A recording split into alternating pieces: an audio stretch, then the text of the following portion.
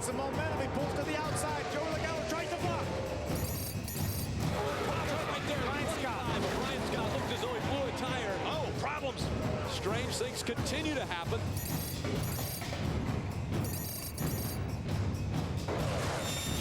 Oh, problems right there.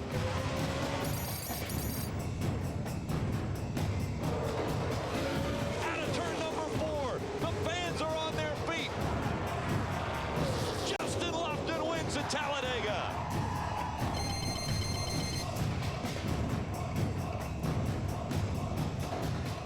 Today, the faces of ARCA will be focused on making the right moves at the right time, watching in the mirror while glancing ahead.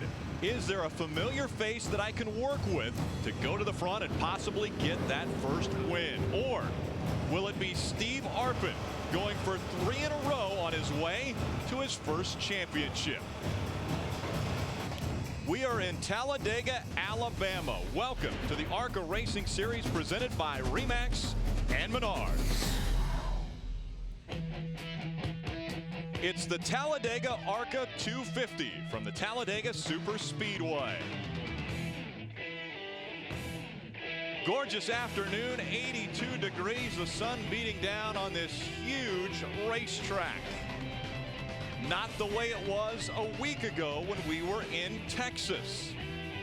The first ARCA race in Texas since 1998 started off as a wet one with qualifying being rained out. Nelson Piquet Jr. will start on the pole. It is Nelson Piquet and Justin Marks bringing the field to the green flag.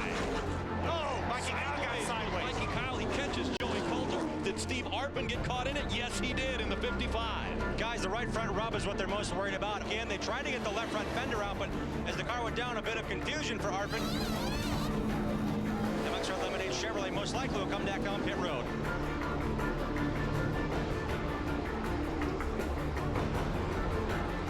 Steve Arpin has the strong car. We've seen it. The 55 is 2 cars back right there in second. There you see the gap getting close. Here goes Arpin to the outside for the lead. Arpin trying to get his second win in a row as he comes out of 4. Arpin will win again.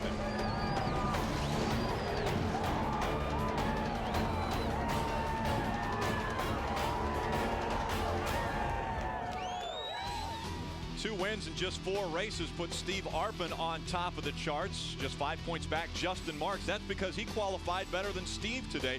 He was in the top 3 in qualifying. Patrick Shelter, Rob Brent, Brian Silas making up your top 5 and a tie for that 5th spot with Tom Hessert. Now let's go trackside for one of our big stories today and Jim Trado. Rick, it's going to be a story of who may win this race. There's been 48 ARCA Racing Series races here at Talladega since the first year of this racetrack in 1969. 31 drivers have won races here under the ARCA banner, including veterans Bobby Gerhart and Frank Kimmel in the field today. Who will be the 32nd on that list? Very likely a young driver. Yesterday, stealing the headlines, winning the Menards Pole Award presented by Ansel, is Dakota Armstrong. At just 18 years of age, captures the pole, is a strong contender for the RE/MAX Rookie of the Year as well, but it's got to be a lot of pressure on these young men. Let's step in with Dakota. And Dakota, at just 18, a Penske development driver. A lot of people are probably giving you advice about this big speedway. What are they telling you, and what's the team's plan early on here to be in contention to win today? Well, I think the biggest thing everyone's telling me is get a good start and then just stay on the bottom. You know, we're planning is to stay out front until that first yellow, and then I think we're just going to do 1 pit. I think we can make it on 1 pit stall, and then I think we'll be good after that. We shall see. These young faces joined in the first 3 rows by 3 other drivers, make that 8 drivers under the age of 25 years of age. That's the average age of the guys starting the first 4 rows. So I think it's going to be pretty crazy to see Dakota Armstrong leading the green. We'll see how this youthful exuberance will play out up front. Now let's check in with Wendy Venturini. Thanks, Jim. Steve Arpin's one of those guys, 26 years old. Let me explain the last 2 weeks. He has back-to-back wins in ARCA. He signs on with Mike's Hard Lemonade, followed up by signing with Junior Motorsports. Your nationwide debut this weekend. You're the points leader in ARCA. It just gets better and better. How are you handling all of this? These last 2 weeks couldn't be going better. I don't think my feet have touched the ground. It's been absolutely incredible. Our Mike's Hard Lemonade Toyota is absolutely incredible today. We thought we had a shot at the pole, but we were a couple tenths off, so that's all right. The car drives great in the draft. We're my teammates up front there on the outside second row, and we got 3 other teammates in the back. So we're just going to try and team up and work together. And it doesn't matter what happens all the way through the race today. It's as long as you're there at the end. So anything can happen here at Talladega. So we're going to be there at the end and make a charge for it. All right, good luck to Steve Arpin. They did not focus on single car runs. It was only in the draft. They were fast in testing. They've been fast this weekend. Steve Arpin starts 5th. Well, thank you, Wendy. Rick Allen alongside a former Talladega winner. You've been to Victory Lane here, Phil Parsons. What are we going to expect out of today's ARCA race at this track? A little bit of everything. We heard the guys talking about 2 wide, 3 wide, 4 wide. There's going to be action all around this racetrack. James Fincher, who owns James Busher, number 51 car, he said he told his kids to put their helmets on and back away from the TV because it's going to be that wild. This is one of the greatest racetracks in all the world, and it's such a thrill to race here and to be able to win here. And we've got so many young guys along with some veterans like Bill Baird and Frank Kimmel trying to get to Victory Lane. It's going to be a great show. Now, what does it take to get to Victory Lane? Do you have to pick the right line, or what is going to be that magic, I guess, ingredient that gets you into Victory Lane? Well, we saw Bobby Gerhardt and his brother Billy use pit strategy to stay out late at Daytona to get to Victory Lane. He's won there 6 times. He's in this field. He's won here before, and they're going to play it the same way. They're going to go run this race backwards. 94 laps, you back it into your window. When you can make it the rest of the way, you stop, and then you're done stopping to get that track position. But we've seen guys come from 18th to the win in 3 or 4 laps here before. So there is no set strategy. You just have to be in the right place at the right time. And we like to talk about this being a family sport and definitely a family series. Larry McReynolds, one of our broadcast partners, his son is actually racing in this race. Brandon McReynolds is now with Jim. Starting at 18 years of age in the 18th position here in the Eddie Sharp Racing Championship car of a year ago. Brandon, talk about your thoughts as we're about to go green on your first Super Speedway ARCA start. It'll be cool. You know, I think we got a real good car. Wayne and all the guys did really good job on this car. We didn't really get the qualifying run we wanted, but you know, today's the day that pays the big money, so we'll see what we can do. He certainly wants to join his godfather, Davey Allison, as a winner here at Talladega in the ARCA Series.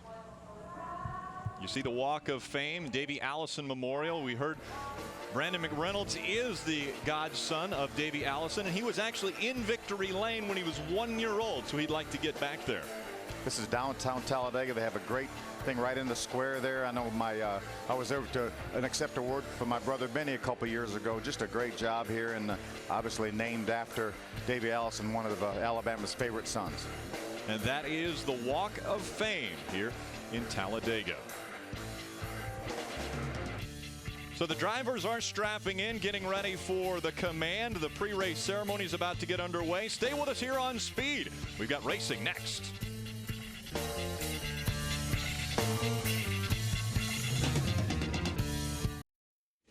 Coverage of the ARCA Racing Series on Speed is brought to you by RE/MAX. Find your dream home at RE/MAX.com.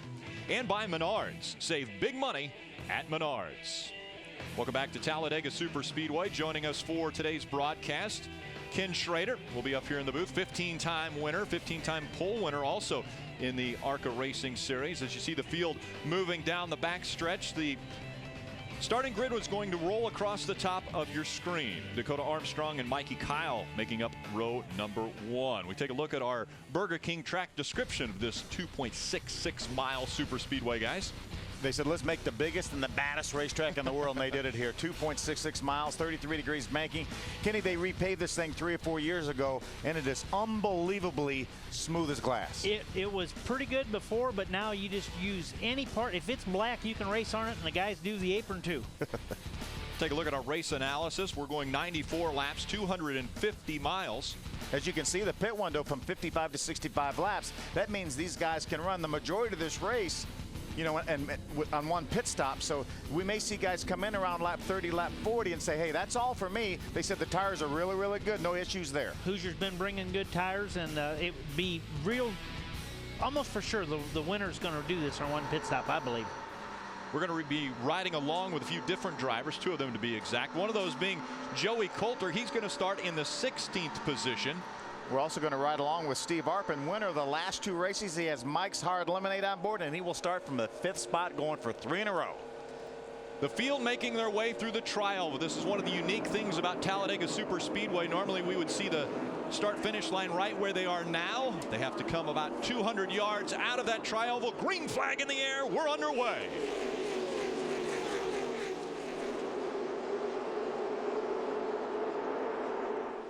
42 cars making their way into turn 1. Inside row now looks to have a bit of an advantage. Dakota Armstrong from the pole leads the field. Once a group gets in single file, they're gonna take off. If you were watching speed just moments ago when the Sprint Cup cars were on the racetrack, we saw 2 cars hooked together and pull away from the pack. Can we see the same thing in the ARCA Racing Series? I don't think you can you, Kenny? No, I don't think we're going to see it near as much. The bigger the group here, the more speed you're going to have. You can get 8 of them bumper to bumper. That's gonna make for a faster pack. Dakota Armstrong looks to be leading the first lap here at Talladega. Right behind Justin Marks, currently second in the point standings. Then it's Steve Arpin, who is our point leader, running in the 3rd spot. Dakota won the pole at a speed of 186.5 miles an hour. We will see laps run this race well upwards of 190 miles an hour when these cars get hooked together. Bottom of the racetrack looks to be the preferred line now. We know that they can run, as Ken said earlier, anywhere on the racetrack, but they're going to have help if they're going to venture away from the double yellow line. Yeah, it's not like you can just move up, and if people don't go with you, you're definitely going to go back. You have to have someone behind you pushing you, and if there's only 2 of you, you're not going to make the mile an hour that a group of 8 of you is going to make. Remember, Dakota said he's just going to stick to the yellow line there and see what happens. There's Bobby Gerhardt leading that group on the inside. Sticking to the yellow line has worked. Another thing that works at super speedways is stay near that number 5 Lucas Oil car of Bobby Gerhardt. 7 times he's been to victory lane. One of them here 6 times at Daytona. So all of his wins have come on super speedway racetracks. There's Joey Coulter, the 16 car. I was talking to his father yesterday, and he said, when are we going to get a little bit of luck? They've had such a horrible start to the season. Really, really bad luck. They've run extremely well. So just stay with it. You have a great program. We Gerhardt in front of the 2nd pack. Yeah, we see that front pack all got in single file, and they've stretched away from that 2nd pack just a little bit. When that 2nd pack does sort out what order they're going to be in, they'll catch them instantly. Gerhardt has about a 1.5 to 2 car gap between he and the 60 of Patrick Sheltra just behind him. I believe that's Mark Thompson to Patrick Sheltra's outside in the 66 car. There's Ricky Carmichael now pulls up right behind Patrick Sheltra in the Monster Chevrolet. This is out front. That's Dakota Armstrong in the 22, Justin Marks in the 32, Steve Arpin in that 55. Just behind him, the 51 of James Busher. Busher's had success on big tracks as well. Sure has. He won in this very car at Daytona last year, so he knows the car. He finished 4th at Daytona this year in that same car. Ken, you got a horse in this field. Well, Bill Baird running. Bill Baird's out there. He's in the back of that 2nd group now, trying to sort out as soon as they get it sorted out. But he was a former ARCA champion. It's been a few years. He only runs a couple races a year now, but a lot of experience. Again, that green number 60 running mid-pack right now. Jim, what are they talking about with that team? Well, he's up to 13th right now, and this team is very excited about here at Talladega. Just 2 years ago, this young team had a shot at victory. With 2 laps to go, they led, but they ended up 5th. They got slipstream, so he's looking for lessons learned here on super speedways. He's right behind Bobby Gerhardt, a 6-time winner at Daytona and a winner here. They're riding comfortably now in that Buffalo Wings and Rings Dodge. They got more sponsorship backing because of the great start he's had this season. 4 straight top 10s. Only one other driver's done that, and he's sitting P3 in points and right behind Gerhardt where he wants to be. Let's check in with Wendy. Thanks, Jim. The battle for the ARCA championship is already shaping up. For now, only 5 points separate our points leader, Steve Arpin, in 2nd place, Justin Marks. On the racetrack, they're 2nd and 3rd. They both have won this season in ARCA, but neither have won at Talladega. But here's something that's interesting. The last 2 ARCA races at Talladega have been won by Justin Elgar and Justin Lofton. What does that mean for Justin Marks? Well, might mean something if you're superstitious, but we do know one thing's for sure. Justin Marks has a very fast race car, and he is fighting for that championship with Steve Arpin this year. Thanks, Wendy. One of the things we're seeing right now in the ARCA Racing Series, they have the same rules as NASCAR. You can't go below the double yellow line to pass. We're seeing guys run down there, but they're not advancing their position. Yeah, that's the key, is they want to stay as low as they can. They do not want anyone to get underneath them. So you see the guys are actually fudging with their left sides on that double yellow line. Right now you're out there like Dakota, and you're just putting in laps. You go by and you see the scoreboard say lap 3 or 4, and you're just wishing that it was saying 3 or 4 to go. So you'd find out what was going to happen. You know, right now you're just putting in laps to get to the end of the race. Brandon McReynolds in the number 6. Brandon's being shown right now in the 15th position. What a nice young man. Been able to spend a little time with him since he was born. Been able to spend a little time with him. Just his whole life? Just his whole life, yeah. From maybe day one. Yeah. Yeah. We see Dakota Armstrong with a little bit of a gap between himself and Justin Marks. That will get eliminated as they make their way back into the tri-oval. Bumping back here as they get 3 wide going through the tri-oval. On the inside, that's the 35 of Hal Martin. Terry Jones, that 30 car, has a pretty good run on the outside. Patrick Shelter pulled up to get behind him. Now Terry's going to pull back to the bottom of the racetrack. Now we're seeing a little action. 7 laps complete. We're on lap number 8 of 94. Guys feeling out what their car will give them and where they need to be on this racetrack to make the moves. Dakota Armstrong has led since the drop of the green. Stay with us.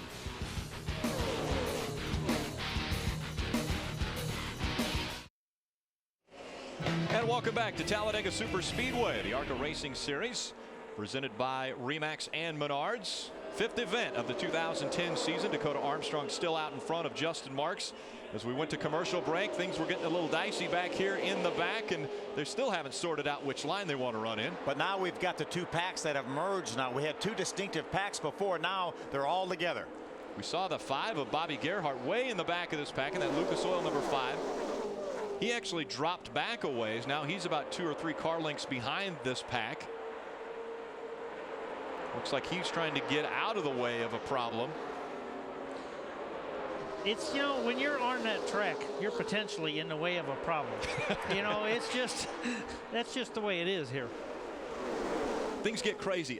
I know that you as drivers have told me numerous times it's so flat. It feels like you're driving down the interstate, but you're going 190 miles an hour and you're within a foot or 2 of all the cars around you. So, I mean, it can't just be a Sunday drive for these guys. No, it isn't. But you know what? You finally just resign yourself to the fact that, listen, I'm either going to be in this wreck, either we're all going to wreck, or we're not.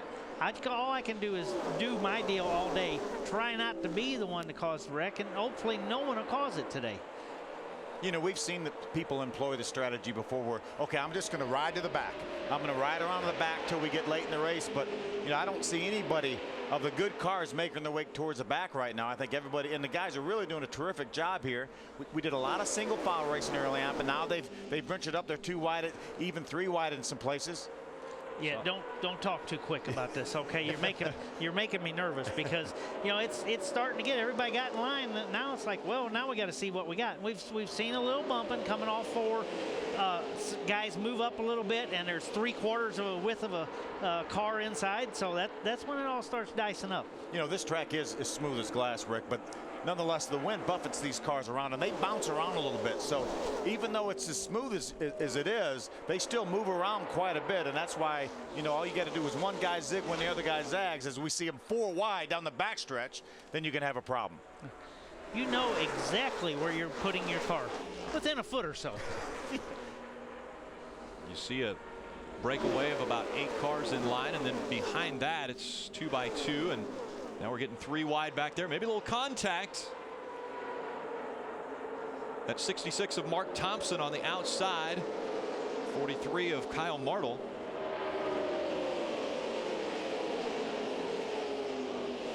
Kyle started back on the 26th position with that 43 car, really doing a nice job. Up here in the top 15, you can see Ricky Carmichael make a move to the outside of Hal Martin in the Zaxby's car. That's Patrick Shelter, I believe, right behind him. Looks like those 2 cars are trying to work together. When you come to Talladega Superspeedway, you always have to use the words bump drafting. About a half a lap ago, we talked about a little bit of contact. On the outside, the 66 comes down and gets into that 43. It's Kyle Martell, right? Yeah, right, exactly. So Kyle was on the inside, got a little bit of contact there. And you see Ricky Carmichael ducking down, trying to get to the outside of the 15 of Ali Owens. They're making a run on the outside now, this outside line. You know, everything's all fine. They said, okay, we're in the inside line, we're in the outside line. Then you come up on a lap car, and you have to make room for him. So the guys that are hugging the bottom, they have to move around that lap car, and sometimes the guys on the outside don't give them quite enough room to move over there. There's Larry Mack right there, a proud father. He's directing things from down there in the pits. Sitting on top of the pit box. Again, that number 6 car piloted by Brandon McReynolds, Larry McReynolds' son.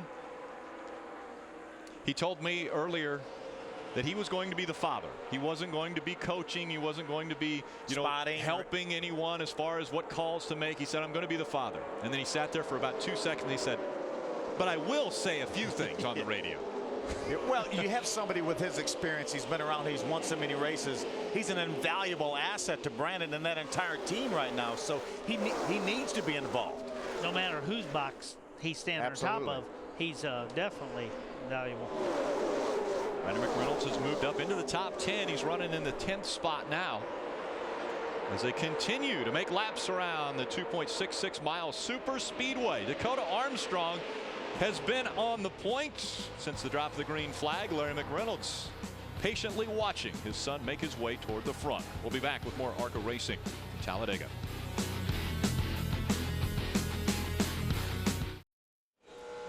Tonight's Speed brings you a must-see. It's the story of Bill France Jr. After he took over the reins from his father, he was able to expand NASCAR and extend its reach to the masses around the country, turning it into a national phenom. Don't miss the NASCAR Hall of Fame biography of Bill France Jr. That's 8:30 tonight. Frank Kimmel on pit road. And what's going on, Wendy? Lap 14 and Frank Kimmel's on pit road for a flat tire. He had a flat left rear tire and a bad vibration is what started it off for Frank Kimmel. They decided to come down and take 4 tires, but this is definitely something you don't want to lose the draft at a place like Talladega. Frank Kimmel's got a lot of ground to make up.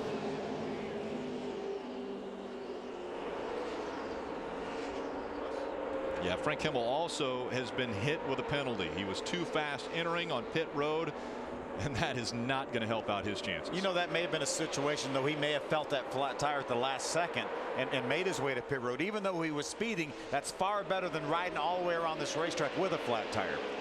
Yeah, a tire tears apart here, it will tear your race car apart. Yeah, without a doubt. We've seen that before where we've had tires blown out and rip half the car, the back half of the car off. So good move by Frank to get to pit road. At 15 seconds is over a quarter of a lap more, though. Wendy, what's happening more with the 44 story? Well, he was too fast coming in and exiting pit road for Frank Kimmel. He is going to have to do a pass-through penalty. Well, that adds insult to injury. Yeah, double trouble. Wendy is right. Now, again, we gave him a pass for coming through and coming in the pits too fast because he may have known the flat tire late, but going out of the pits, we're going to leave that one off for Frank. Yeah, Frank's on his own there. 3 wide coming down the backstretch now. That's Ricky Carmichael in the number 4 right in the middle of this mess. Patrick Shelter on the outside in the 60. Looked like Bobby Gerhart was pulling up in the middle as well. He's the car behind Ricky Carmichael in the middle. Mark Thompson close racing now, yeah. Rick. Very close. Yeah, that'd be a good place to keep the camera for a minute. These guys are getting a little bit tighter back at the back of this front pack. There's Alex Kinney to the 38. He's got a good push right now from the 81 of Craig Ghost. Craig, runner-up finisher the last 2 times out here in the ARCA Racing Series. His career best. He said, well, I'd really like to improve my career best today. And I said, well, that puts you in victory lane. He goes, that's exactly what I mean. That's what he meant. That's what he meant. What a nice job Dakota Armstrong's doing. I know you did a little racing with Dakota back a year or 2 ago. Caution flag's out, guys. Caution flag is out for turn number 2. It seems like Ali Owens has got some problems. That's not the 15. That's the 30. That's 36. 36 car. of Rob Brent. And so Rob Brent has problems, bringing out our first caution after we've completed 17 laps of racing. This one coming out on lap 18. That has a look of maybe a tire going down. That could have been a left front down and then into the wall and with right front damage. And you see the damage to the left front as you were talking, Rick. That's probably damage from the tire blowing out.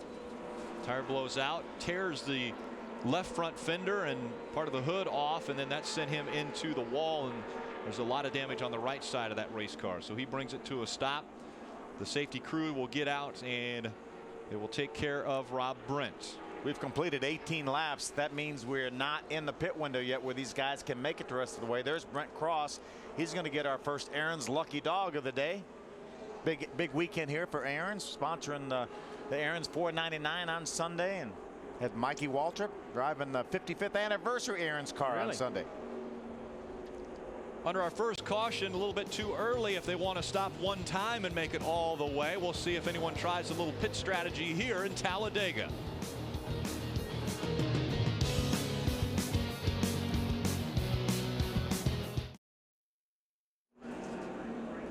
Welcome back to Talladega Superspeedway. A few takers as pit road is open. Wendy. Our second place guy, Justin Marks, takes advantage of the caution. They're going to do 2 tires. He has been fairly comfortable with the car. He said when he drags the brake, it sucks up really good to the 22, but he was the only taker up front on my end. Patrick Shelter is also in. You see right side tires going on Patrick's Dodge. Patrick was one of the cars running up in that lead pack. You see Ricky Carmichael, bottom of your screen, leaving pit road. Here comes Craig Gose, the 81 car coming off pit road. Looks like a lot decided for right side tires only. Right side tires and fuel. I think the critical thing is the fuel. The critical thing is the fuel. We've run, 18, 19 laps now, and so that's, you're at least a third of the way towards pits. Now if this thing has a green flag run, then you have 18, 19 laps more fuel than the guys that stayed on the racetrack. Just really opens your window so much more. Again, Rob Brent's car, you see a lot of damage to the left front of that, also a lot of damage to the right front. The reason we're under caution, take a look. See Rob already in the outside wall. I think you're right, Kenny. I think maybe the left front tire went down, and that put him in the outside wall. Unless he's gonna, there's a left front tire going to have coming apart, and that's what did the damage to the left side. And the good news is there's Rob getting out of the car. That's the great news. But the good news is for him, if that left front went down, then he didn't hit the wall nearly as hard as the right front went down. It's a lot easier hit. Brandon McReynolds has had a little bit of a squirrely ride to start off this race. Let's call it a moment. You want to call it a moment? I think it might be a moment. You see him right behind the yellow car. He got a little bit of a nudge right there. It looked like maybe from Grant Enfinger, and jumped to the outside. Had a good run going. Posted to the outside of the 15 of Allie Owens. Maybe a little side drafting there. A little side drafting there. But that might have had a little bit of nudge from Grant Enfinger, but that propelled him to pass 2 cars. It'll probably get more exciting for him before the race is over. Eddie Sharp Racing fielding that Toyota Camry for Brandon McReynolds. Fans enjoying the weather now in Talladega Superspeedway for the ARCA Racing Series 250. Stay with us here on Speed. Tomorrow, the Rolex Sports Car Series will thunder through the gentle landscape of Virginia. On the legendary Virginia International Raceway, Pruitt and Rojas will continue their quest for the championship. Don't miss the Rolex Sports Car Series from VIR tomorrow at 2 p.m. right here on Speed. Let's head back down to pit road. Jim, it got a little bit dicey down there. Say that again? It got a little dicey down there, it looked like. Hey guys, just a quick update from pit road. Patrick Shelter came down pit road. So did the 6 of Brandon McReynolds. The car was running hot, so if he was in line behind someone, he was fine, but then it started getting hot, so they pulled some tape and 2 right side tires off of that 6 machine. So Brandon McReynolds has his work cut out for him. They told him just stay on the bottom until he got a chance to cool that car off. Now, Patrick Shelter also came down pit road. His spotter is Jason Jarrett. And Jason was unable to talk to Patrick the way he wanted to. It was very staticky on the radio. They came down pit road first chance, took 2 right sides and changed out the radio. Patrick just radioed and said, boys, let's go racing. I can hear you just fine now. So that's an update from that, as well as Ricky Carmichael in the 4 car. He also was running hot, so they took some tape off the grill of that monster Chevy. Wendy? Hot, hot, hot is the story here on pit road in the ARCA series. Same thing for Craig Gose, who took advantage of that caution. Before the caution came out, he had to move his car around to gain some momentum, keep it rolling, to keep the temps down. When he came down pit road, they took tires, made very little adjustments to that race car. He's coming off his best finish in the ARCA series of 2nd last week at Texas. Green flag back in the air as they come out of the tri-oval and cross the stripe. Top 13 cars stayed on the racetrack that time. Justin Marks right now in 14th. The first car that made his way to pit road that time. Frank Kimmel first car lap down, so he's looking for that yellow now. Again, Frank Kimmel came onto pit road earlier in the race. No caution came out. He had a tire going down, so they changed the tire. Then he was penalized for speeding on and off pit road. The important thing for Frank, though, is he only lost 1 lap. If he would have lost 2 laps, for him to get the lucky dog would have been virtually impossible. Right now, he just needs to stay ahead of the other cars that are lapped down. Just run somewhere in that lead pack with those guys. Looked like he was trying to take the point. Dakota Armstrong again holding on to that top position. Right behind him, it's Mikey Kyle in the 25. Right along with Steve Arpin, the Mike's Hard Lemonade Dodge right there. Steve dropped back. He was running second on the restart. Gallops going through the infield, and there's going to be contact with the outside wall. The 75. Benny Chastain gets into the wall, and it looks as though the field is going to miss him below. So the caution comes out once again. What a nice job by all those guys to miss Benny. A lot of guys did heads up driving there. And that's what Frank needed. That's going to get Frank back on the lead lap with the Aaron's lucky dog. They had completed 23 laps of racing. Benny Chastain coming through the tri-oval, gets into the grass, slides back up the racetrack. Everyone misses him, and it's a 1-car incident here at Talladega. Window net is down. That's always the sign the driver puts the window net down, letting him know that he's okay. See, there he is in the grass, and he comes across the racetrack. Patrick Shelter just gets by, and everybody else has room to get down to the inside. Benny does a nice job keeping that car up against the wall, even though he probably didn't have much to do with it. You know, where he got loose right there, that could have easily been some kind of tire, you know, sudden deflation, run over something. Because that's not typically a place where you're going to get loose. Now that tri-oval is not a straightaway. Right. I mean, that thing's got a bend to it, but where he got loose, that sure has a looks of maybe a rear tire going down. Yeah, doesn't it, yeah, it'd be hard to tell now. Looked like when it hit her in the left rear there, that left rear might have been a little bit soft. Watch him split the difference here and go between those cars. That whole group did a real good job of moving up and giving him some more room. He was going to use it all anyway. Ron Drager, Joe Wells in the drivers meeting says, guys, use caution. Making your way around this racetrack. When the caution comes out, get out of the gas. Benny Chastain made his way back into the ambulance. You see him making contact with a wall. That brings out our second caution from Talladega.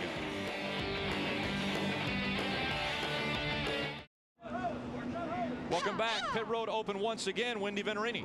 Steve Arpin is going to take advantage of this caution come in. It's going to be 4 tires. They asked him how it was driving. He said, like a dream. And the crew chief, Tony Liberati, is also going to be catching tires. Crew chief has double duties here. Steve Arpin going for 3 wins in a row in the ARCA Series. Jim? And Allie Owens reported the car is tight in the center, so they're changing 4 tires and fuel on the 15, a wedge adjustment. She was running 6th before this tire change. They had a little issue on the opening laps. They thought maybe they were overheating a little bit on the pace laps. Now to the 25 of Mikey Kyle. The Tag Heuer Chevy Toyota, on pit road is in the first pit stall. They're going to add fuel and 4 tires. No major changes for Mikey Kyle as he now stalls it briefly on pit road, leaving.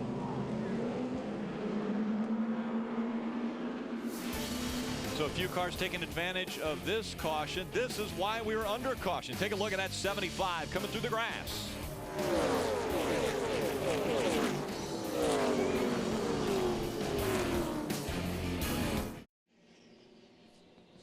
Sunday, NASCAR race day tears into Talladega, where Texas winner Denny Hamlin will join us. Plus, Kyle and Kenny weigh in on the rough driving between teammates Jeff Gordon and Jimmy Johnson. That's NASCAR race day built by the Home Depot live Sunday at 10 Eastern, only on Speed.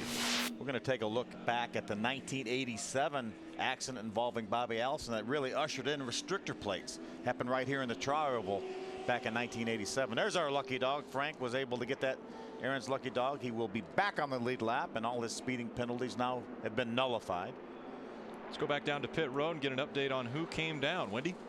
Well, the Venturini Motorsports team, all 5 cars decided to come down and top off with fuel. The 15, 25, 35, 55, and 66 have a game plan, and they're sticking to it. They're all in the back of the pack right now, but expect those guys and Allie to freight train hopefully and stick together in that draft, stick with their teammates and get back up front. They are good to go on fuel.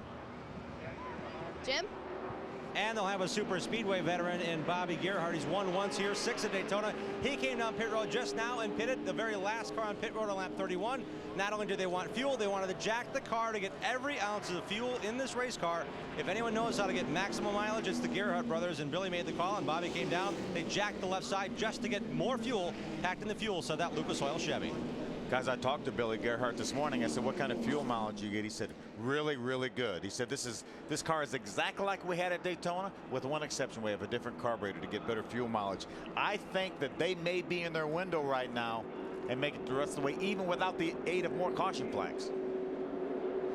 If anybody can do it, they can. Yeah, that's a big strategy that they have played before and went on to victory lane. Coming through the tri-oval, green flag back in the air. We're racing at Talladega once again.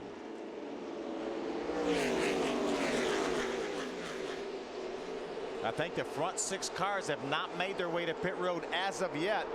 Dakota Armstrong, Tim George Jr., James Busher, Sean Corr, Alex Kennedy, and Joey Coulter.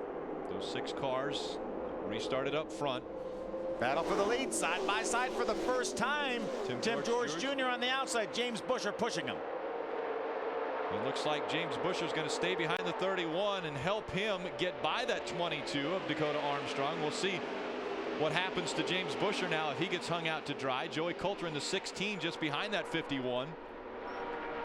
These cars running side by side is great news for Bobby Gerhart and all the Venturini cars that came down pit road on this most recent caution. Big hole in the air in front of them, and so they will try to freight train back up to the front and see if they can catch up to this lead pack. Where Tim George Jr. has a big lead right now. He may be a sitting duck when those guys get to him, Kenny. It's amazing when they're 2 and 3 wide. You even use less throttle then, so you save more fuel when they get like that. See Brandon McReynolds on the very outside, making it 3 wide. Has Patrick Shelter right behind him pushing. Tim George Jr. was scored as your race leader when they crossed the stripe. Here comes Dakota Armstrong. He's been out front all but 1 lap of this race. How about the job Alex Kennedy is doing in that 38 car right now on the inside behind Tim George, running 3rd for the moment, maybe running 2nd right now before I can finish the sentence. Ricky Carmichael in the number 4, 3 cars back on the inside line. He's one of the cars that has been to pit road. Justin Marks behind him in the 32. That inside line working well again. We see Craig Ghost just behind the 32 of Justin Marks, also on that inside line. Dakota Armstrong right in the middle of this pack. Remember that single file racing we saw at the start of it? Yeah, business has really picked up, hasn't it? It looks like we have 2 or 3 laps to go, and we have 60 laps to go. We've got a lot of laps still remaining here at Talladega. As we see the 4 of Ricky Carmichael. He moved out of line on the bottom, trying to make something else work. Now he's up in front of the high line as Dakota Armstrong runs in the middle of the pack.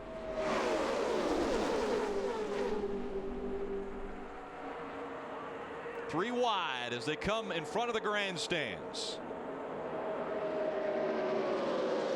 There's Kenny's car, the 52 on the inside, about 7th or 8th back. Bill Barrett. You see Ricky Carmichael had a great run in Daytona back in February, finished in the 7th spot in this race in the ARCA series.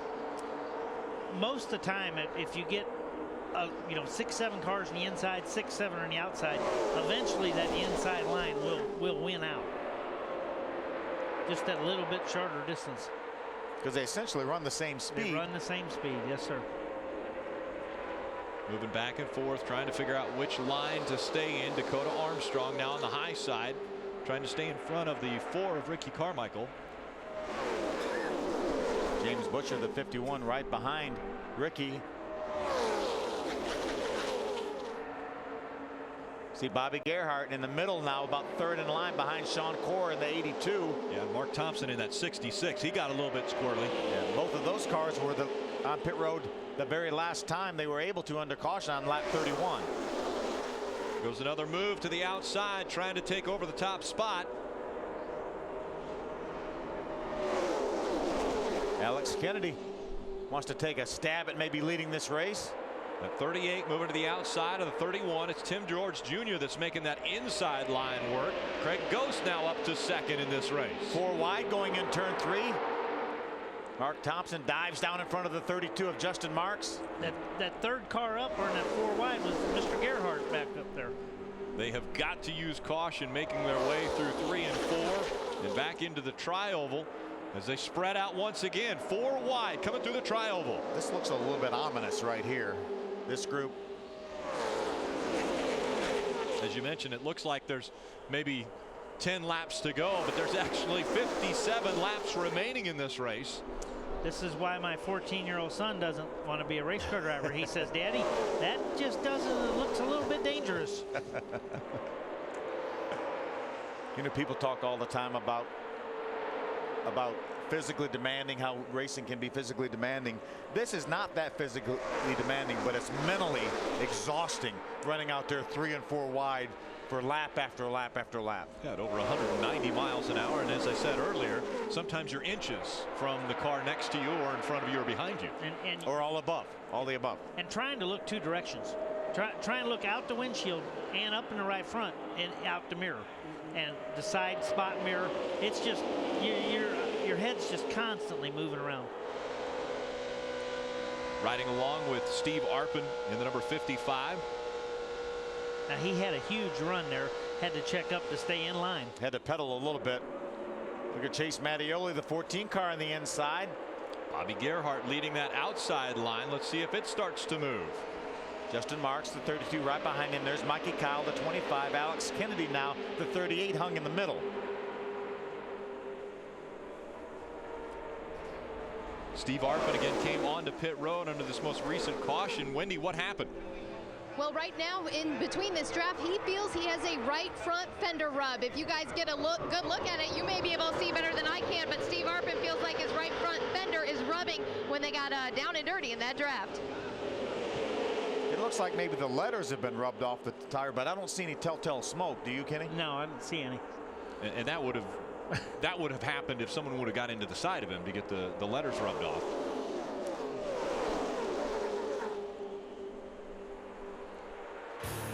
Now they're 2 wide as they go down the backstretch. They'll fan out here in just a moment, and they'll be 3 and 4 as they go through 3 and 4. It's the ARCA Racing Series on speed.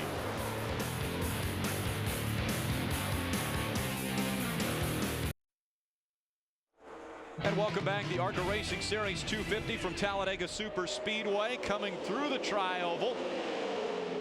Just 3 wide that time. You see Steve Arpin in the 55. Our point leader in the ARCA Racing Series. Just in front of him his teammate Mikey Kyle. Out in front of this field, it is that 31 of Tim George Jr. being followed closely by the 81 of Craig Gose. Joey Coulter running in the 3rd spot back there in the 16. Tom Hessert in the 77 is 4th.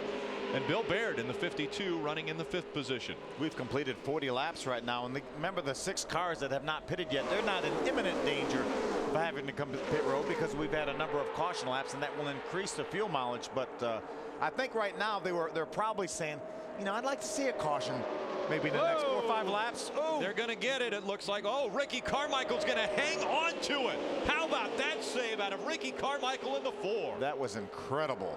Ricky Carmichael gets an A+ on that. That was a fantastic save. I'm guessing right now he's trying to catch his breath. Yes, he is. Wow.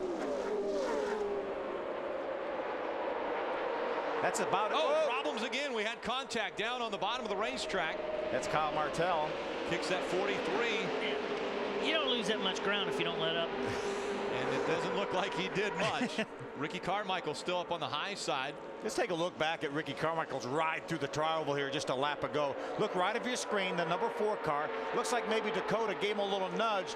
Ricky was all over the racetrack. If he loses control, he's going to take out at least 6-8 cars anyway. Minimal. There's another view. Watch, there's a little bit of contact, a little bit of nudge from Dakota. Remember, this is supposed to be the front straightaway. It's banked 16 degrees, but it's very much a turn. And that turned Ricky sideways. Carmichael able to hang on. And then as some of the cars move down to the bottom, that 43, Kyle Martell gets pushed down below the double yellow line. Hey, remind these drivers that we have 52 laps to go. I think Ron Drager and Joe Wells are doing that probably right now over the radio, saying, guys, well, this is when your calm buddies down. This is when your buddies start helping you. Or they think they're helping you. They think they're helping you. Brandon McReynolds in the 6 is slowing off the pace now. You see him below the double yellow, and we're seeing steam come out at the base of the windshield. That's where the overflow is. So maybe some overheating and some smoke coming out the back of that race car as well. Yeah, maybe terminal. Tough break for Brandon's first ever start here at Talladega. Was doing a great job, stayed in the lead draft the entire race. He had got a start earlier this year when he was in Salem, finished 26th. They had engine trouble in that race that relegated him to that poor finishing position. They're going to raise the hood, which never is a good sign, Jim. Well, guys, just a moment ago, Allie Owens came down pit road. They thought they blew all the water out of that race car. Same issues for Brandon McReynolds. The car's running extremely hot. They've got the hoses now out to get that car flushed and filled on pit road, losing valuable time here for ESR. Eddie Sharp Racing again running hot here on this warm afternoon. It's all taped up in the bottom, and now they peeled that tape away last caution, so not enough air getting into this engine for Eddie Sharp's Toyota here to keep Brandon McReynolds on the racetrack. Meanwhile, we have a side-by-side battle for the lead. Tom Hessert has his teammate Dakota Armstrong right behind him on the outside. Trying to make that outside run work. Tim George Jr. on the inside, leading the inside line. Can Hessert make the pass? And every one of these guys back there 4 or 5 back are pushing, trying to say, let me help you, let me help you. That outside line with Hessert and Armstrong made a huge run in the last lap and a half, and they were like 6th and 7th back there, and they caught right up real quick. Grant Enfinger in the 09 is behind the 22 of Dakota Armstrong. Those two have cleared the 31, and so they duck to the bottom of the racetrack, and that's teammates working together. It looked like the 31, if Tim George just slammed on the brakes, they had such a run from the outside. Now they have some lap cars they have to negotiate. Remember that we're too wide here. Now we have to give those lap cars room on the bottom.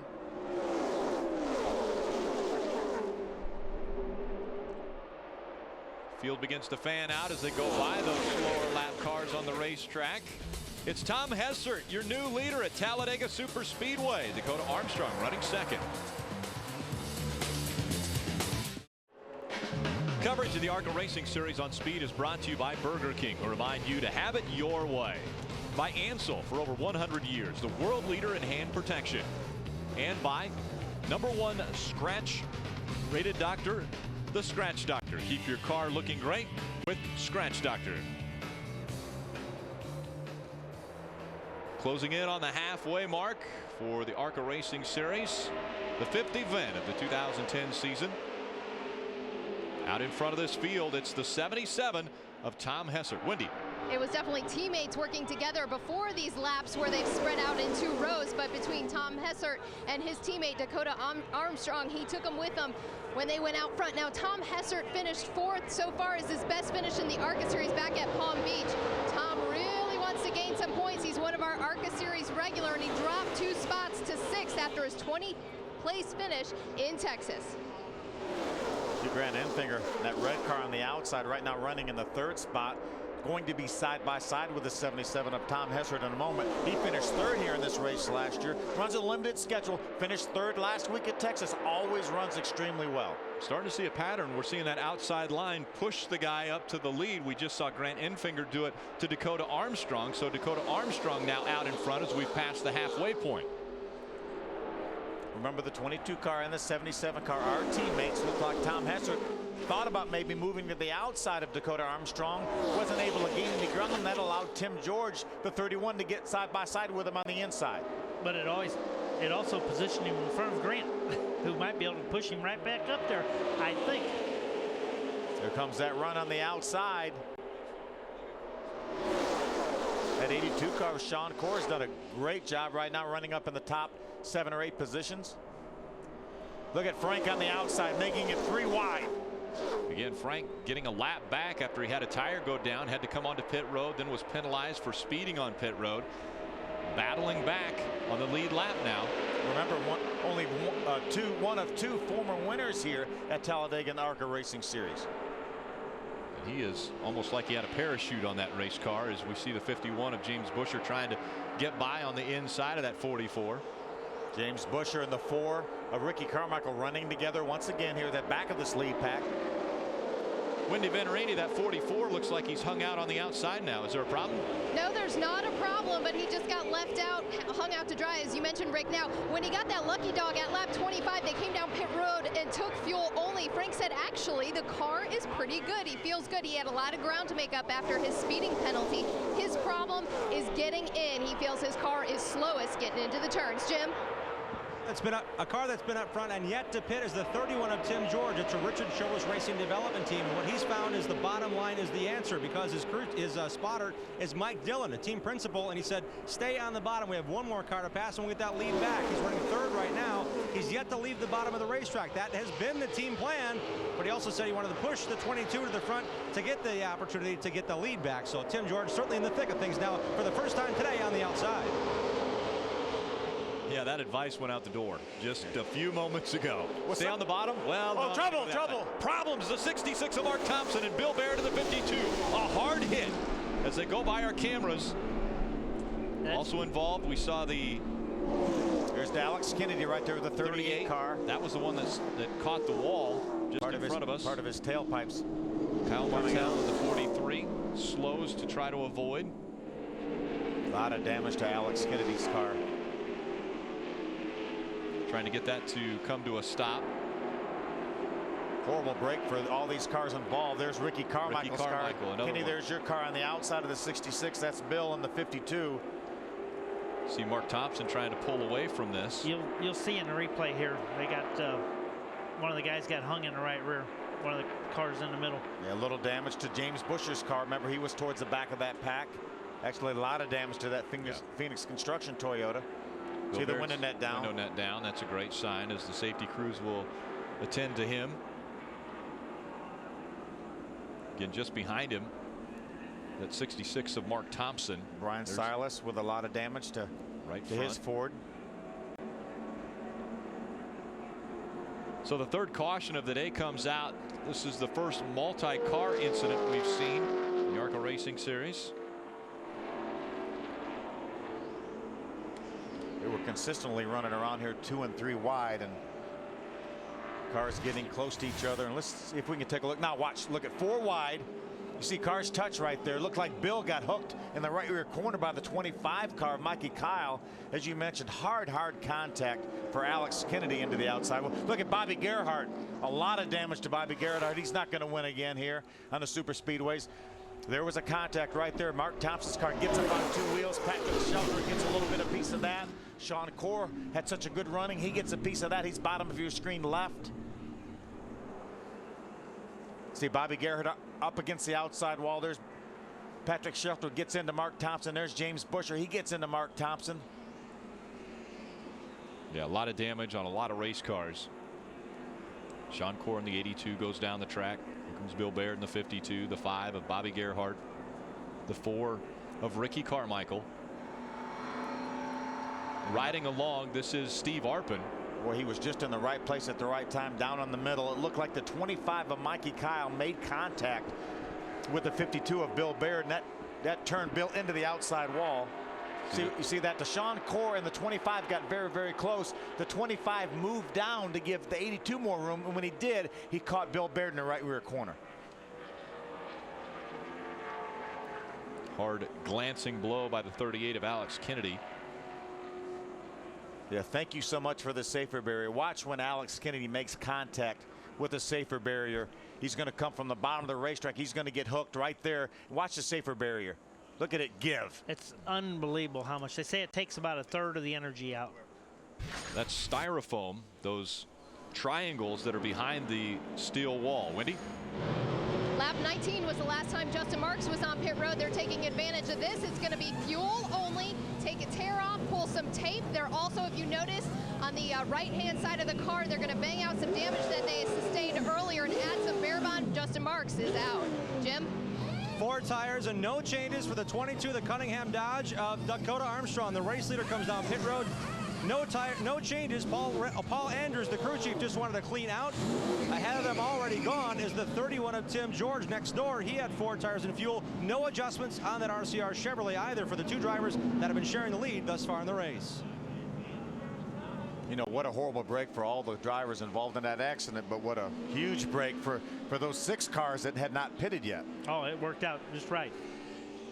It's our 3rd caution of the race, coming with just 42 laps remaining. And as they went past the stripe, problem started. 38 hard into the wall. We'll be back with more from Talladega after this. Welcome back to Talladega Superspeedway. We want to take a look at our Messina Wildlife halfway recap. On behalf of Messina Wildlife Management, ARCA drivers, start your engines. James Messina brought the 42 cars to life. With the command, the green flag comes out.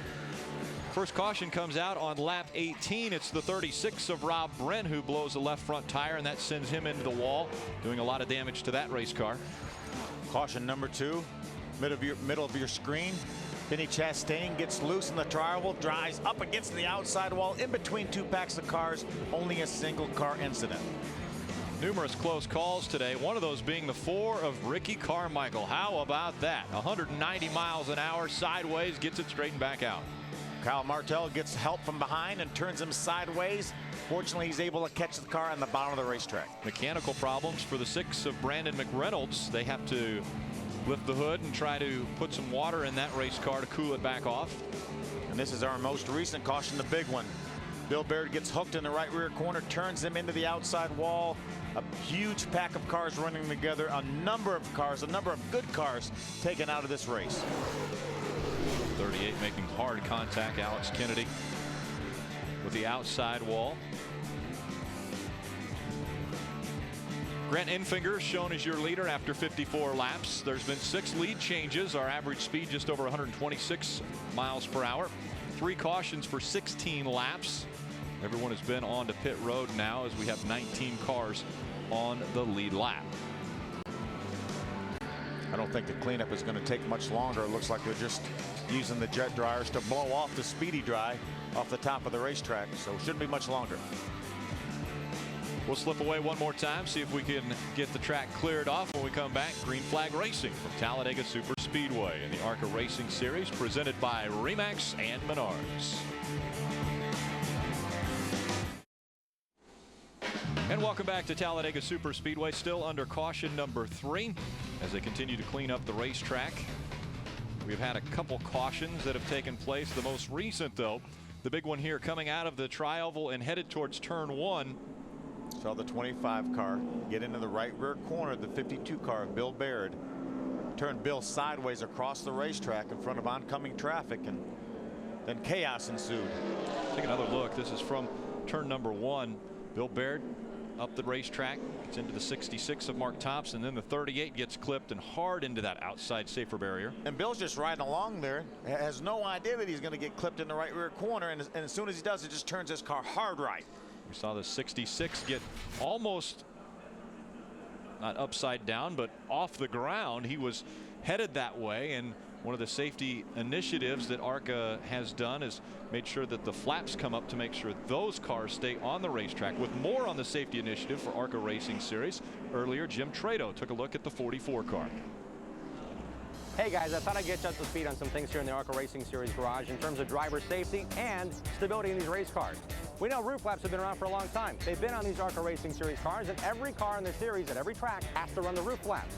Also, in terms of stability in these race cars, starting at Pocono, every track over a mile length, ARCA has said to these teams, you have to run a right side window. That keeps airflow over the race car and out of the cockpit. What ARCA has done up to 2 years ago, they've added the exhaust on the right side. It can only exit on the right side of the race car. That keeps heat and fumes out of the race car. Last week at Texas, they added the fin that goes from the top edge of the rear window down to the spoiler. That adds stability if the car does get sideways. One additional component for the ARCA Racing Series, they're going to add CO2 monitors, CO monitors, in the race car itself. These will be in 5 cars every race. It'll monitor the CO levels. They'll take the data back and download it to see if there's enough clean air getting in the cockpit. In addition to that, And welcome back. The pace car making its way onto pit road. The field coming through the tri-oval as we're getting ready to go back to green flag racing from Talladega Superspeedway. Again, 3 cautions have come out. Now out in front of the field, it's Grant Enfinger. Steve Arpin just behind him in the 55, looking to make it 3 in a row in the ARCA Racing Series. Green flag back in the air. We're back underway. The front 2 cars, the only cars not to make their way to pit road on this most recent caution flag. They come back up to speed. The slower lapped car on the inside, one of those damaged earlier in the race. Remember, in the ARCA Racing Series, we do not have the double file shootout style racing. They still line up with the lap cars on the inside row. Field single file as they go down the backstretch. Again, the 09 of Grant Enfinger out in front of this field. Steve Arpin runs second. Craig Ghost third. Tom Hessert in the 77 is fourth. Then it's Joey Coulter in the 16 running fifth. One of the guys involved in the most recent caution, and a guy that we thought may be a favorite for this race, the driver of the 5, Bobby Gerhardt, is with Jim Trado. Out of the infield care center, Bobby, glad to see you're okay. What happened on the racetrack? Well, I'm really not sure what happened. A little bit of contact right in front of us. We really played that race, fuel mileage again, made our last pit stop. Thought we had a fantastic car. Just today, an example of being at the right place at the absolute wrong time. Good to see you're okay, Bobby. Let's check in with Wendy. Thanks, Jim. Our leader, Grant Enfinger, is coming off his 3rd place finish at Texas. Right now, he's had to overcome a lot at Talladega. He had a flat tire earlier in the race, a left front flat. He had actually some damage as well. They hammered it out at lap 24 when he came down pit road for 4 tires. However, Howard Bixman, their crew chief, topped off at lap 30, so they are good to go to the end. I think a lot of guys are going to be able to make it to the end of this. Yeah, that was a very timely caution on lap number 52. So everybody should be good to go here. As far as fuel, now it's jockeying for position as Craig Ghost gets right on the back bumper of that 55 of Steve Arpin. Again, he has gone to victory lane our past 2 races at Salem, then Texas, now looking to make it 3 in a row at the Superspeedway Talladega. Took so many of the good cars out of this race when our most recent caution flag came out, when Bill Barrett and Mikey Kyle got together.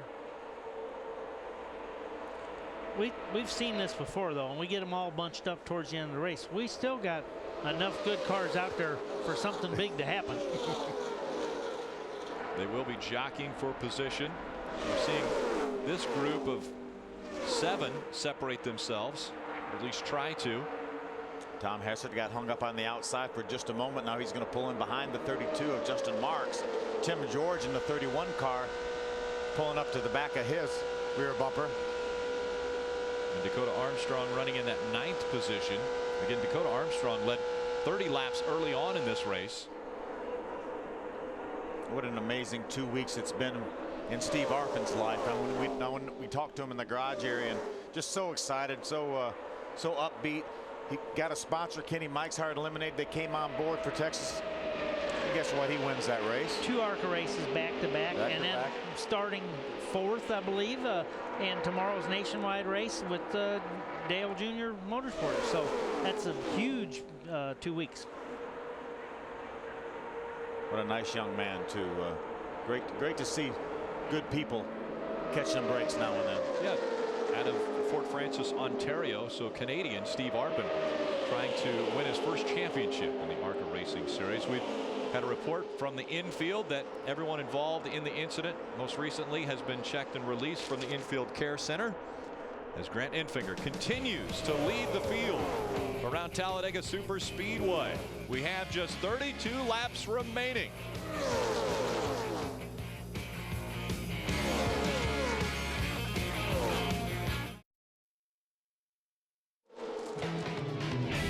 Welcome back to the ARCA Racing Series 250 from Talladega Superspeedway. Out front, it's Grant Enfinger, followed by Steve Arpin and Craig Ghost, 81. And right behind them, Joey Coulter and Frank Kimmel in that number 44.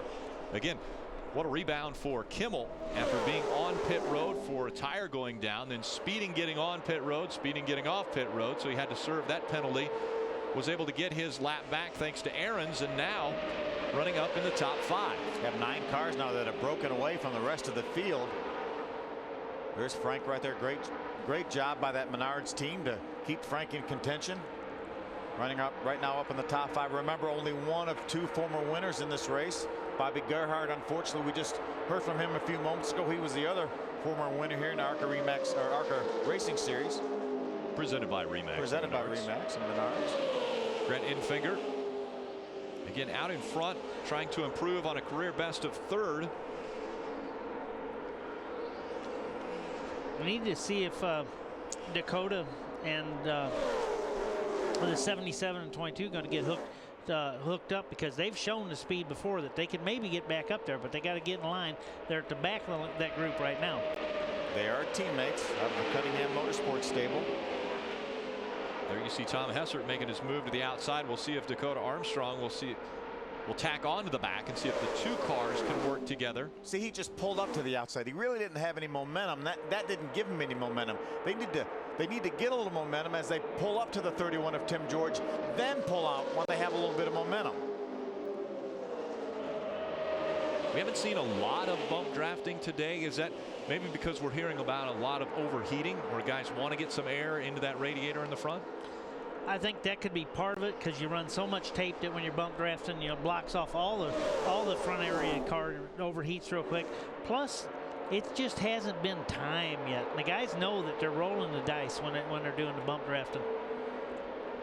We're getting a report that the ARCA officials are looking at the 22 very closely. They're getting a report that he possibly may be leaking some fluid.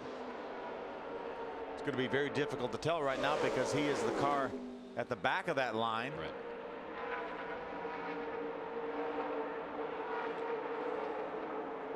They'll be looking closely behind that. And a lot of times you guys as drivers will be radioing in saying somebody is leaking fluid, because it'll get up on your windshield and you'll see it and you'll say it's got to be somebody in front of me. So right now Dakota Armstrong doesn't have anybody, he has a lot of people in front of him, and if he doesn't have anything on his windshield, it might just be him. Well, and there'll be a lot of reasons sometimes why you try to make the back of the cars a real dark color, just because it doesn't show up as much as far as the officials. Still seeing them they're trying to stay in line. Now Tim George Jr. in the 31 goes to the outside of Justin Marks in the 32. Jim Trado. Just checked in with Paul Andrews, crew chief for Dakota Armstrong. He said the car's running hot, so if we do see something spewing, it may come out the overflow. So Dakota's trying to get some clean air right now, but they think it might be water coming out the overflow at the base of the windshield on the right, rather than a fuel issue.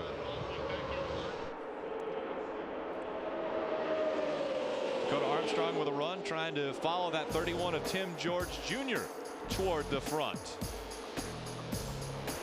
Problems for the 1. And they will pull to the infield. Grant Infinger continues to lead here at Talladega. Coming up next, NASCAR trackside sets up in Talladega, where everyone is revved up as Clint Boyer stops by. The ultimate Friday night house party. Don't miss NASCAR trackside from Talladega. That's coming up next right here on Speed.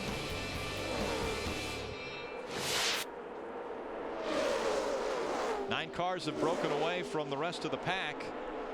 Infinger in front of that breakaway, and Tim George Jr. now at the back of the 9-car run. It's 77 of Hessert and the 22 of Armstrong have been able to get by the 31 of Tim George. See the next group of 3 cars, those cars at the top of our screen right there, they are still on the lead lap. That's Kyle Martell in the 43, the 35 of Hal Martin, and the 25 of Mikey Kyle.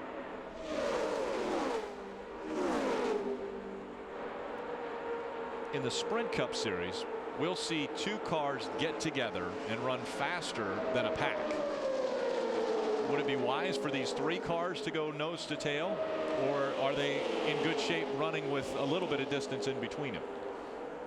Well, right now, you know, with 25 laps to go, I'm not sure you need to be totally at the very back of that group. Just having a little bit of room between you just buys you a little bit of insurance in case something happens up there. Might give you that little second or 2 of time. Right. That buffer zone. Now we have 3 cars lined up on the outside. 3 of those 9 cars, they've been able to get by the 32 of Justin Marks. Now they're going after the 44 of Frank Kimmel. Tom Hessert, the 77, leading that charge on the outside. His teammate Dakota Armstrong in the 22 behind him, and then Tim George Jr. is the 3rd car on the outside line. That'll help run. That'll help those 3 cars behind this group to catch up a little bit. Bigger hole in the air They'll try to catch up. Again, it's Enfinger, Arpin, Gose, Coulter, and Frank Kimmel, your top 5. Tom Hessert, Justin Marks, Dakota Armstrong, Tim George Jr., Kyle Martell, all on the lead lap. Some more lap cars these guys are going to have to negotiate. See Grant Enfinger move over to the middle of the racetrack to give these lap cars on the inside plenty of room.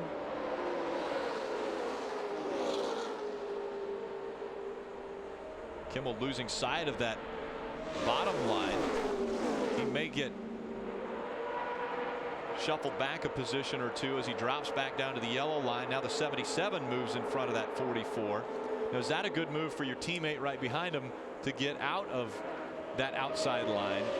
Well, right now that's self-preservation. He didn't want to, he saw an opportunity. They had worked together, and that, they will have plenty of time here. We've got, 23 laps to go. They'll have plenty of time to work together, but you don't want to both go to the back because you just don't want to leave your teammate out. So it's really a chess game on when to pull out of line, when to get back in line, whether you stay out to the outside. Now you see him move back to the outside to get out in front of his teammate. Jim Trado. And the car sitting 4th right now is Joey Coulter, that number 16, the 19-year-old out of Florida in his 2nd full season here in the ARCA Racing Series. I just checked in with his veteran crew chief, Harold Holly. They were searching for speed in practice. They tested okay, but now the car has come to life in the draft. Sitting 4th in that Ripet Chevrolet, number 16, is Joey Coulter. They came down pit road just one time under the most recent caution. They finally came down. They got 2 right sides only, and they said the car is absolutely hooked up. Joey's riding fine right now, and Harold said they're good to go till about lap 105. So any green-white checkers, not an issue for Coulter, now in 4th. That's one thing we have to remember. We talk about everybody being good on fuel, but these races will not end under caution. Right. We will get a green flag finish for these races. And they'll go as many times as they have to. Many times as they have to. If there's any cars left. It's Grant Enfinger in front of Steve Arpin. Again, Arpin on a mission to win 3 in a row. Frank Kimmel wants to win another race here at Talladega. He has 1 win at this racetrack. The guy in 3rd right now has finished 2nd to Steve Arpin in those 2 wins he's had here, the most recent 2 races. Craig Gose. Craig Gose looking to get back to the front. Justin Marks currently 2nd in the point standings. Those 3 cars now have caught up. Now they're in the middle of that group right now. So now we have a 12 car lead draft. 12 car pack making its way around the 2.66 mile super speedway. We'll be back with more after this.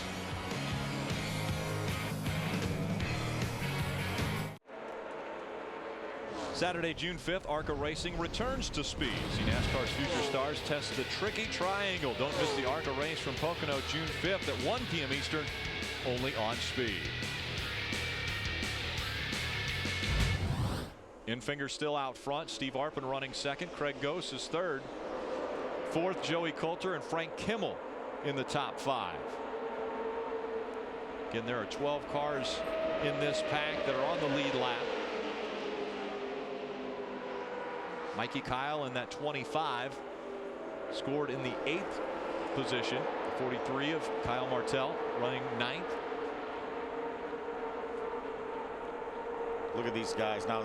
They're not only staying down to the yellow line, they're going across the yellow line just to make sure that nobody can stick their nose up underneath them. If you're straddling it, it's hard for someone to get underneath you.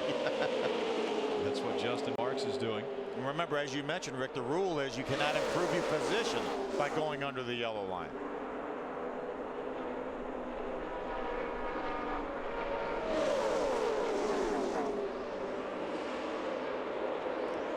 You can sure see why Frank Kimmel's won all those championships. 2 speeding penalties, flat tire, over a lap down, and here he is, 5th place when it's getting time to go. In a great position too here for the end of this thing with 19 laps to go. Right. As you mentioned, just 19 laps to go. When they cross the stripe this time, it'll be 18 to go. Dakota Armstrong was the strong race car at the beginning of this race. Out in front, we had Brandon McReynolds running well with the lead pack, making his Talladega debut until he had problems, and that put him onto pit road for a while, and you see him bringing number 6. We had a tire issue just now. We're going to have a problem there because that tire came off of one of these 4 cars. Oh, actually, it's tape. The caution comes out. Looks like a little bit of sheet metal and tape. So our 4th caution will come out now. Again at the halfway point. Dakota Armstrong was still strong, but not out front. It was Grant Enfinger that was leading when we crossed the halfway point. We had 3 cautions. The 3rd one was big. There you see Brian Silas in the 11. I think there's a piece missing from that car, possibly. This is the look at the 2nd car. That's Chase Mattioli in the 14 car. Right behind him is Brian Silas. Had that patch on the right front fender. That patch came off. Chase Mattioli right now is being shown in the 13th position on the lead lap. Scott Stenzel in the 42 car running with that group was also on the lead lap. He's in 14th. Brandon McReynolds, as you mentioned, had trouble. Brian Silas also, and they are laps down. Brandon several laps down, and Brian Silas right now being shown 1 lap down. Brandon McReynolds scored 9 laps down. They came in, put water into that race car to try to cool it off. He's got his hand sticking out the window now, maybe cooling his hands off a bit here at Talladega. We'll slip away and be right back with more racing. We'll get you back to Talladega in just a moment, but first we're talking sports cars on speed in round 4 of the 2010 Grand Am Rolex Sports Car Series here at VIR, Virginia International Raceway. Hi folks, Lee Diffie along with Calvin Fish, and big picture in this championship at the moment is the dominance of the Ganassi squad. They've won 2 of the 3 races. However, Cal, 2 other championship winning teams are in a bit of a rut right now, aren't they? They really are. Both the Gainesco squad and the SunTrust team have had a disastrous start to this championship season. Just 3 rounds in, they're over 30 points behind Rojas and Pruitt. They need to rebound. They need to respond immediately. And guess who they were chasing in qualifying earlier today? Yes, the Telmex Chip Ganassi Racing with Felix Sabates BMW. Memo Rojas did a stunning job en route to his 5th career pole. More importantly, their 1st pole this year. Well, it was a great run, but Mark Wilkins had a fast lap going here. He's just a few tenths off of Rojas, really putting the pressure on. How would the Telmex team respond? Well, they send Rojas back out, and this is what happened. Down into turn 14, he gets it wrong, goes off track, no major damage. On board with him now. You can hear the big thump there to the bodywork, but no harm, no foul. He'll start from the pole tomorrow. And speaking of pole, in the GT division, we congratulate teenager Jordan Taylor, 1st career pole in Grand Am Rolex Sports Car Series racing. A reminder about tomorrow's race, you can see it right here on Speed at 2 p.m. Eastern. Hope you can join us. Thanks, Lee. And we're back here at Talladega Superspeedway, the ARCA Racing Series 250 under its 4th caution. Debris this time coming off of the 11 of Brian Silas. The Ernst Lucky Dog goes to Ron Cox in the number 23, so he'll get a lap back. That'll put Ron 1 lap back on the lead lap. We will have 18 cars now on the lead lap. There's the 11. Brian Silas, the reason for our most recent caution was the sheet metal and that tape coming off. The big caution that took place on lap 51 as they were coming through the tri-oval back toward the 1st turn. Numerous cars involved. The 66 going up on its side, the 38 hard into the outside wall. So many good cars involved. James Buescher, the 51 involved, Ricky Carmichael, Bobby Gerhardt. Here's another look right here. You see the 82 of Sean Corr and the 25 of Mikey Kyle make contact, and then Mikey catches Bill Baird, the 52 car, in the right rear corner and turns him straight across the racetrack. Alex Kennedy makes hard contact with a safer barrier. And earlier we were talking safety here in the ARCA Racing Series, and Jim Trado was able to take a look at that 44 car with Frank Kimmel and give us a little bit of an insight. We want to take one more look at that as we had a little technical difficulties. We'll go back to Jim. Hey guys, I thought I'd get you up to speed on some things here in the ARCA Racing Series garage in terms of driver safety and stability in these race cars. We know roof flaps have been around for a long time. They've been on these ARCA Racing Series cars, and every car in the series at every track has to run the roof flaps. Also, in terms of stability in these race cars, starting at Pocono, every track over a mile in length, ARCA has said to these teams, you have to run a right side window. That keeps airflow over the race car and out of the cockpit. What ARCA has done up to 2 years ago, they've added the exhaust on the right side. It can only exit on the right side of the race car. That keeps heat and fumes out of the race car. Last week at Texas, they added the fin that goes from the top edge of the rear window down to the spoiler. That adds stability if the car does get sideways. One additional component for the ARCA Racing Series, they're going to add CO2 monitors, CO monitors, in the race car itself. These will be in 5 cars every race. It'll monitor the CO levels. They'll take the data back and download it to see if there's enough clean air getting in the cockpit. In addition to that, thanks to Frank Kimmel, we see this is the Massimo CO monitor. On occasion, after practice or after a race, ARCA officials will put this on the driver. It clips on the finger, doesn't poke it, but it monitors the capillaries and blood flow there. And this monitor will tell them about the CO levels in the drivers themselves. That way the drivers will know and the teams will know they have to add more oxygen in the helmet for these drivers to keep them safe on the racetrack. All that in the interest of safety here in the ARCA Racing Series. Safety, the primary concern for the ARCA Racing Series, and we want to thank Jim for doing that. Let's go for a pit road update. We start off with Wendy Venturini. Problems for Tom Hessert in the 77, of course. He was in that lead draft pack, so he was good up until this caution. He's having some ignition issues. They are checking the voltmeter. He said when he put both batteries on, it's up to 12 volts, but he's turned everything off. The team has informed him just to turn everything off to keep Tom Hessert alive on these final laps. Jim? And in the pit for Andy Hillenberg's team, who's up spotting for his driver, Brian Silas. They worked continuously here on the right front fender. They came back down pit road this time. They're taping now the hood to the repatched fender. They actually put a whole patch on the right front fender under the direction of crew chief Cal Bropri, and they've had a long weekend already. They changed motors after qualifying yesterday. Thought they got a bit too hot. They got caught up in an early incident. You can see that at these speeds, guys, they won't hold together unless you really get the bare bond, the rivet gun, and the tape out here, as well as new panels for Brian Silas, trying to hold on to his top 6 position in the points today. Silas will tack on to the back of the field. We have 17 cars on the lead lap. When we come back, the green flag.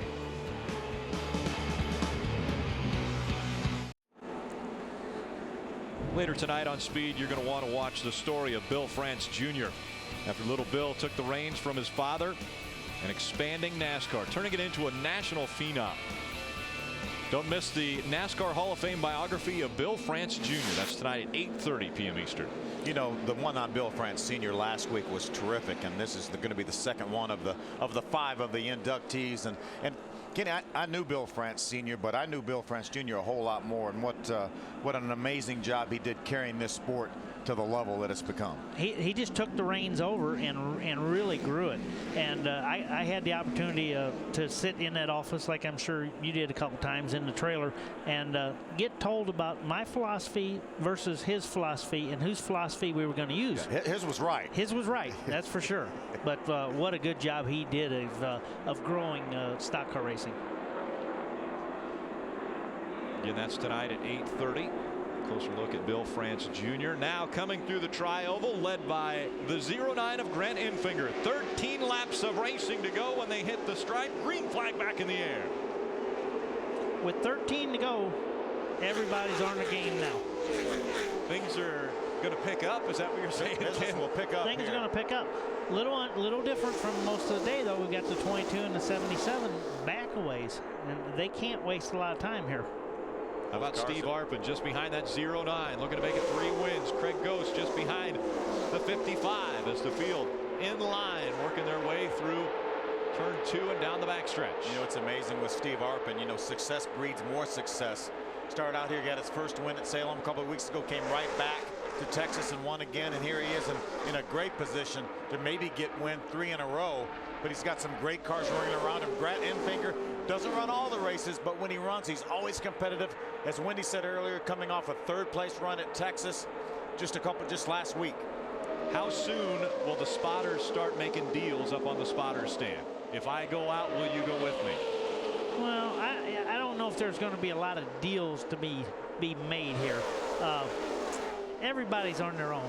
I mean, what do you think, Phil? I mean, I wouldn't trust any of them right now. I don't see a great deal.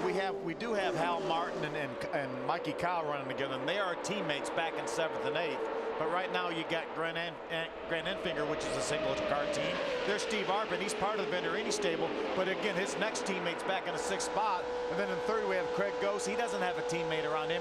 Brandon McReynolds has already had trouble. Joey Coulter, another one-car team, as well as Frank Kimmel. So we have a lot of individuals out there, but I'm not sure the teammate thing is going to happen. They're all in line, working their way through the tri-oval. Across the stripe, 11 laps remaining.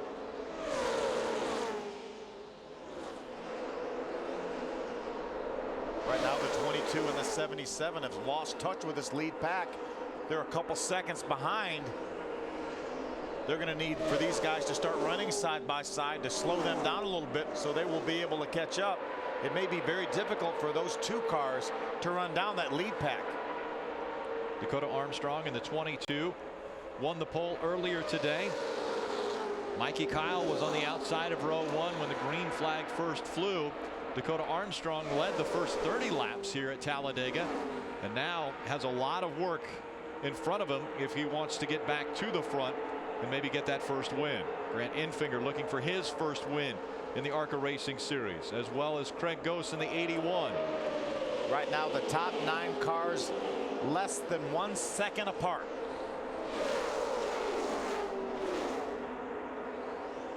Again, this group of cars moving at nearly 190 miles an hour around this 2.66 mile racetrack. You see the back of this pack now. You see the 22 and the 77 making some ground. You see the 43 and the 31. They're not really tucked right up in together. That's going to allow these other 2 cars to gain some ground. Right now, Dakota Armstrong within about 3 or 4 car lengths of the back of that lead pack. Inside 10 to go, Ken. They've got to get bumper to push. Now these 3 cars are capable of making some gains, but they've got to stay hooked up the whole time. Look at the outside. The 31 of Tim George Jr. 9 laps of racing remain at Talladega. You don't think their spotters are telling them to stay hooked up, do you? Are they screaming to tell them? They're screaming. Do not leave the back of that 31 car, the car in front of you, to Dakota Armstrong, to Tom Hessert. Do not leave the back of that 22 car. Stay right with him. Let's see if momentum will carry them forward. Tim George Jr. was door to door with the 43 of Kyle Martell when they went into turn 3 and 4, and he came out the same way. So not doing any side drifting, staying way too far away. Through the tri-oval, Tim George Jr. and Dakota Armstrong, the only 2 off the double yellow line in this front pack. Now Tom Hessert has jumped to the bottom behind the 43 of Kyle Martell.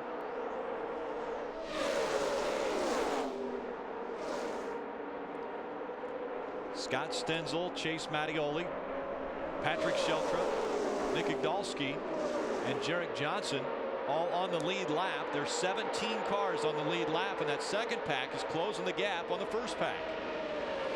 Again, because of these last 3 or 4 cars not really tucked up together, that will allow that group behind them to gain ground on them. See Tom Hessert again moves to the outside, trying to make a run on the 43 car. See this next group of 4 pretty much staying in line. 2 wide in front of them. Enables them to close that gap. Across the stripe this time. 7 laps of racing to go from Talladega.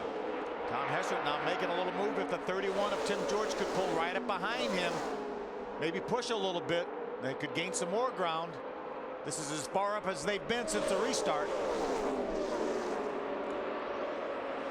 There's a lot of these guys that have been impressive today, but I know the whole effort that the Grant Enfinger has, that team and him are rock solid every time they come out. Hal Martin pulled to the outside. That's going to give them another car in the outside line. He's going to try to pull to the outside of Justin Marks. Trying to side draft off that 32 as he goes through the turn now through the tri-oval. See Patrick Shelter, the very back of that outside line with all that damage. Now here goes the 77 of Tom Hessert to the outside. He drives by Hal Martin. Hal Martin's going to get hung out in that middle line.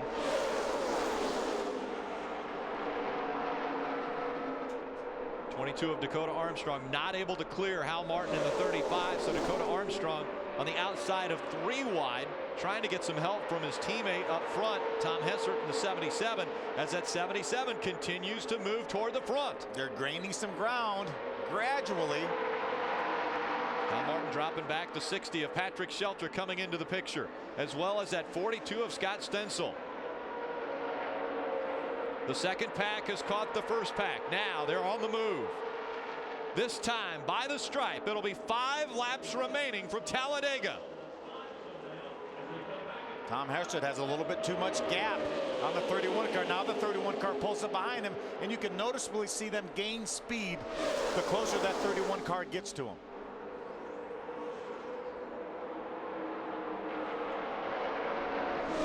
Brad Enfinger, Steve Arpin, Craig Ghost, Joey Coulter, Frank Kimmel.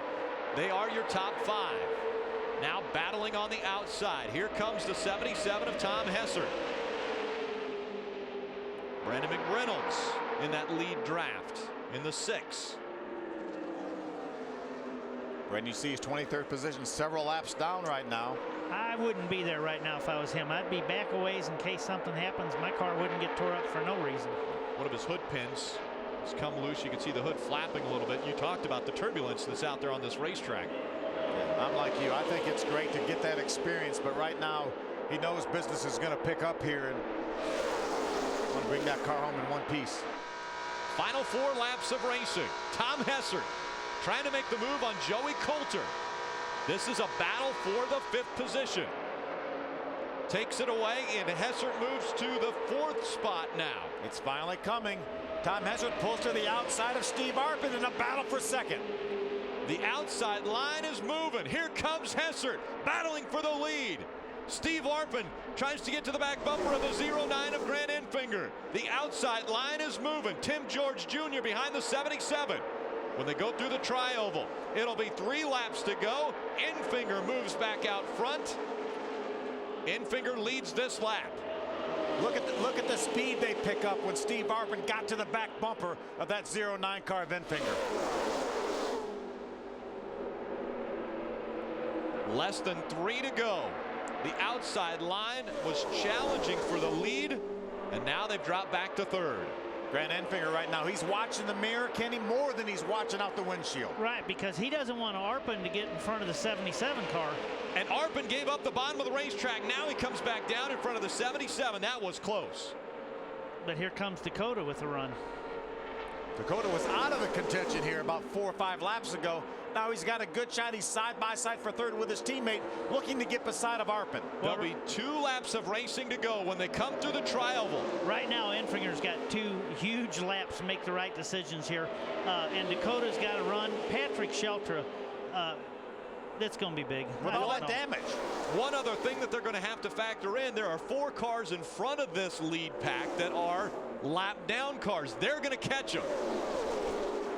What will they do when they get up to them? 4 and 5 wide coming out of turn 2 down the backstretch. Watch Enfinger now. See him all the way to the outside. He's been against the yellow line since the restart. Now he's at the outside because that's where the 55 car went. He's doing a fabulous job with his mirror, which is his job to do. 3 wide, 4 wide, coming out of turn 4 and into the tri-oval. Here they come to the slower lap traffic. Enfinger in front of Steve Arpin. When they come to the stripe, it'll be the final lap. 1 lap to go from Talladega. Enfinger in front.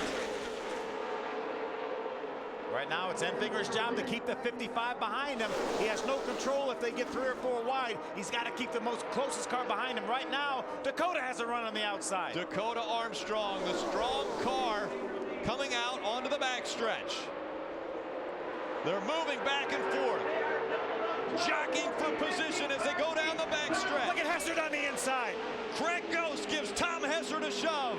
Hessert looking to get by the 22. Now problems. The 55 of Arpin spins. Coulter gets turned around. No caution flag as of yet. The field making their way into the tri-oval. They still don't throw the yellow. It's going to be the 22. Dakota Armstrong coming out of the tri-oval will win at Talladega. Patrick Shelter, with all that damage to his car, comes home in 2nd. The caution now comes out. It was the 55 that got sideways in 3 and 4. He was running in the second position. They were 2 and 3 wide coming through the final turn. And it was Dakota Armstrong who was the benefactor of the problems with the 55. Dakota Armstrong charges to the front and wins at Talladega. I'm telling you, with 10 laps to go, it looked like he was out of contention, Kenny. I thought they had problems. They were all the way at the back there. At the stripe, Patrick Shelter was shown second. Tim George Jr. was third. Craig Ghost comes home fourth. Mikey Kyle in fifth. How about Scott Stencil with a 7th place finish? Great job by him. Leading with 1 lap to go, the 09 of Grant Enfinger. He's being scored in the 6th position. What a race. What a finish. That's why they don't pay anybody till they get to the start-finish line for the checkered flag. Man. Grant Enfinger looking so strong going into turn number 3, blocking everyone he could, but it was the strong run on the inside of the racetrack. The 22, Dakota Armstrong, grabbed his first pole in the ARCA Racing Series earlier today, and now he celebrates his first ever win in the ARCA Racing Series, presented by Remax and Menards. Kenny, I remember you telling me a year and a half ago that this kid had a lot of talent, great family, and it's great to see him with some early success. We ran him 3 or 4 times last year, maybe a few more than that, and he did real good and good family, and the kid's got a lot of talent. He showed it today as he was able to play the chess game on the final turn of Talladega Superspeedway. Get out front. Let's take a look now. This is coming off turn 2 on the very last lap. He's in 5th spot. Grant Enfinger still with the lead. Side by side, Steve Arpin in the 55. Now they start bumping. Patrick Shelter starts bumping the 22. The 77 starts bumping the 55, and then the bottom of the racetrack opens. They're 3 wide, and the 22 gets out front. The 77 looks like a parachute was thrown on that race car as he drops back. The 55 was spinning. They were 3 and 4 wide coming out of the final turn as they were headed to the tri-oval. How about Tim George Jr. with a 3rd place finish, his best career finish here in the ARCA Series. This is a look at the 55 of Steve Arpin. Yeah, they're going to get together when they get down here in turn number 3. The 55 is going to get together, and the 66. You see Steve right there. He kind of moves to the inside. It looked like he'd committed to the middle. And then the 16 of Joey Coulter was there on the bottom. They made contact, and then Joey got turned around when he got nudged from behind. That was all just real close. Everyone jockeying around. It was no. There was when Arpin goes sideways, and then Hal Martin gets into the back of the 16. He goes sideways. Those 2 race cars would continue on. Arpin comes home 14th. There's another view right there. There's Joey Coulter. You see, he looked like he had a hole right then on the inside, and then Steve came down a little bit. They made a little contact, as you mentioned. Then the 16 got nudged from Hal Martin from behind. Here's Steve Arpin.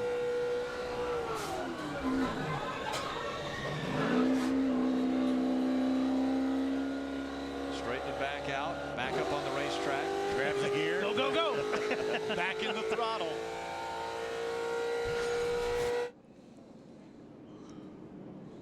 And now we go down to Wendy Venturini, who's with 2nd place Patrick Shelter.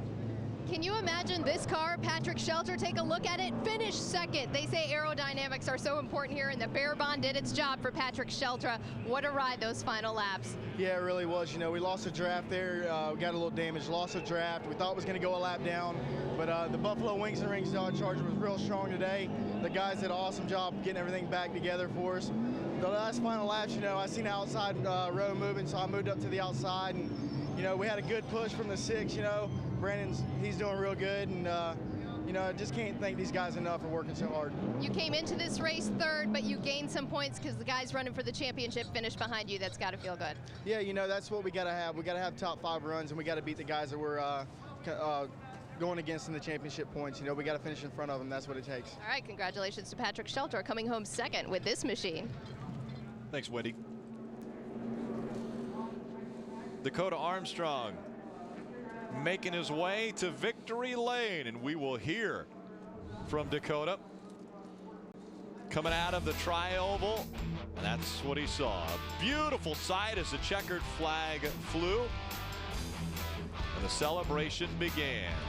How about that? The first win for Dakota Armstrong. It happens at the biggest racetrack on the circuit.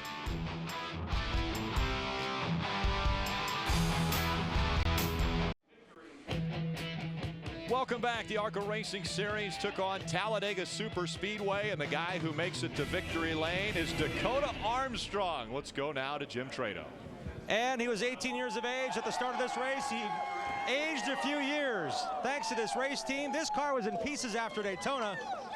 Had a major accident. They came back together as a team. You tested this race car. You felt it was strong. But talk about not only the pole, but backing up with a big victory here, Dakota. Wow, first of all, I got to thank the 60 car. I think he pushed me that entire lap all the way around. And I think about 10 to go, I thought we were just going to ride for 10th. But, I mean, I can't say enough about these guys. I mean, they gave me such a good car and worked so hard. I'm so happy we got sent to the pole and win the race. And I feel bad because my dad didn't come to this race, so I know he missed out. My grandpa had surgery today. I know he's doing good. I know he's watching the race. But, man, what an awesome race. I'm so happy I could bring his 22 Dodge home for victory. You're back there with your teammate, 12th or 13th. They're single file. They're leaving you. What made it happen for you? Well, I think a bunch of the cars came up from behind. You know, we got up. I knew that the 31 we talked about, he was going to come up. So me and him, the 77, some other cars came up, and they pushed us up to victory. And, I mean, that was an awesome race. How about the calls by Paul Andrews on that pit box? It sounded pretty methodical, but how good is it to have that much experience behind you in your first victory? Oh, it's awesome. You know, at first I was like, man, I don't know if that was a good idea, but it worked out perfect. We only made one pit stop, and the car was just amazing the whole race. I can't say enough. It was an awesome race for us. At age 18, Dakota Armstrong becomes the 32nd different winner here at Talladega in the ARCA Racing Series. Wendy? RCR development driver Tim George Jr. comes home third for your career best finish in the ARCA Series.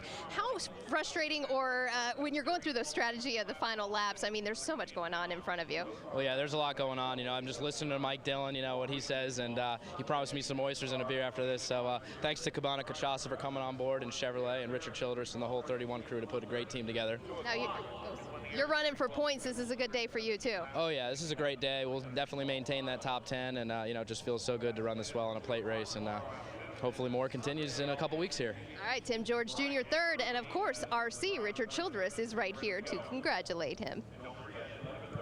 Thanks, Wendy. Great run for Tim George Jr.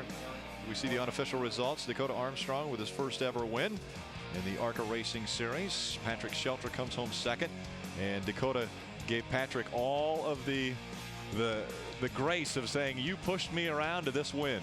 Greg Ghost gets his third top 5 finish in a row, finishes 4th. Frank Kimmel just outside the top 10 in the 11th position. Chase Mattioli, a great run. Kyle Martell both in the top 15. Steve Arp and Joey Coulter both getting spun there on the last lap, finished 14th and 15th. Nick Igdalski was the last car on the lead lap in 17th. As we continue on through the list, Bobby Gerhardt coming into this race thought he would be one that everyone would be fighting to keep out of victory lane, and Bobby Gerhardt involved in that incident, our third incident on the racetrack. That damage relegated him to a 28th place finish. See, Chad McCumbee had trouble on pit road. Looked like he broke a pinion on pit road, finishes back in the 33rd position. Finishing in the 4th spot, the 81 of Craig Ghost. And Craig is standing by with Wendy. Last week at Texas, it was 2nd place. Craig, you weren't so happy last week, but you got a smile on your face. You must be pretty pleased with 4th. Yeah, I mean, where we started, we changed motors. The guys worked hard. I got to thank everybody at A Sharp Racing. Everybody at the Speed Channel does a great job. ARCA, this was a great race for us. We had bad luck last year on the Superspeedway, so to come from 22nd where we started and end up 4th with a backup motor in the car, it was a good day for us. All right, and these top 5s are what you need for those points at the end of the season, Rick. Yeah, Craig Ghost with a smile on his face as he continues to battle for the championship in the 2010 season. The 13th different winner at Talladega in the last 13 races. It's Dakota Armstrong, able to celebrate at the young age of 18. That's going to go on for quite some time.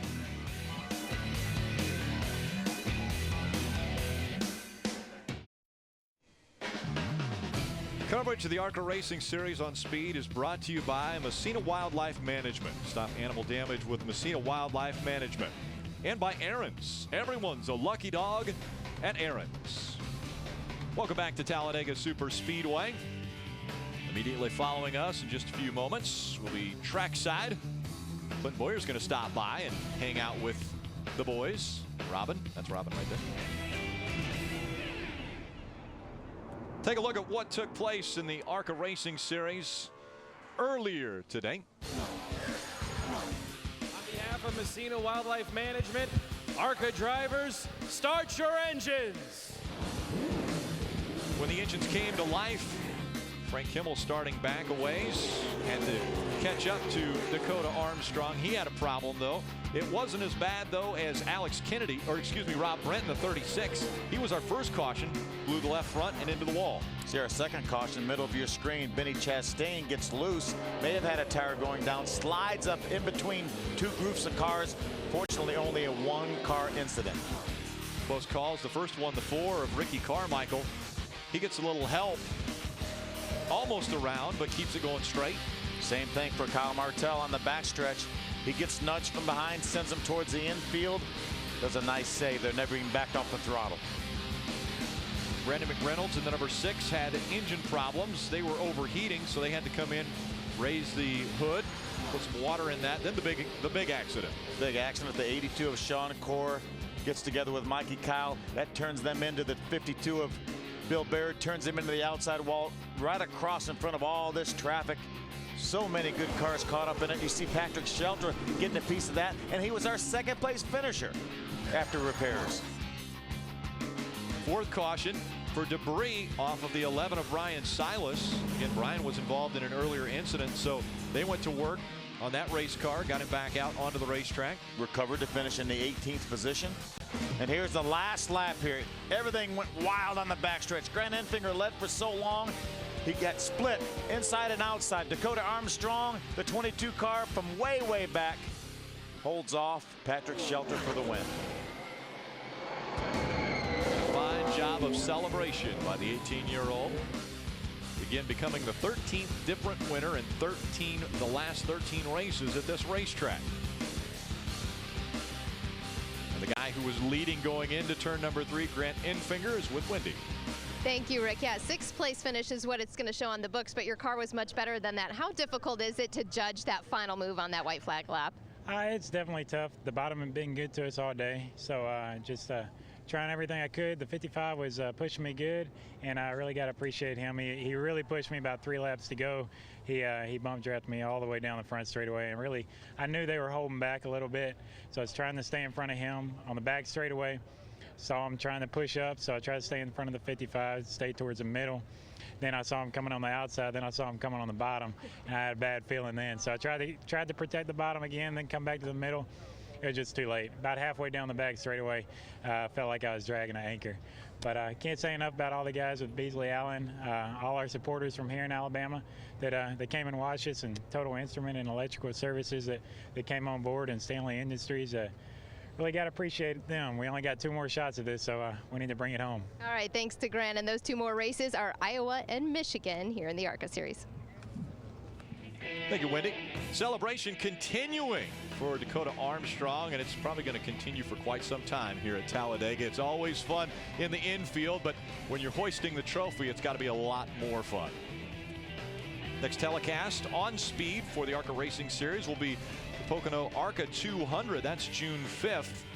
Let's make sure we remember that Paul Andrews, a former Winston Cup champion with Alan Kowicki, is the guy calling the shots in that pit box. So a lot of experience up there, and really proves to be valuable here. I think a lot of drivers got some experience today, Ken. A lot of them learned, and you can tell a lot of them are learning really good and really quick. The quickest when it came to the end, and the help that he got from Patrick Sheltra.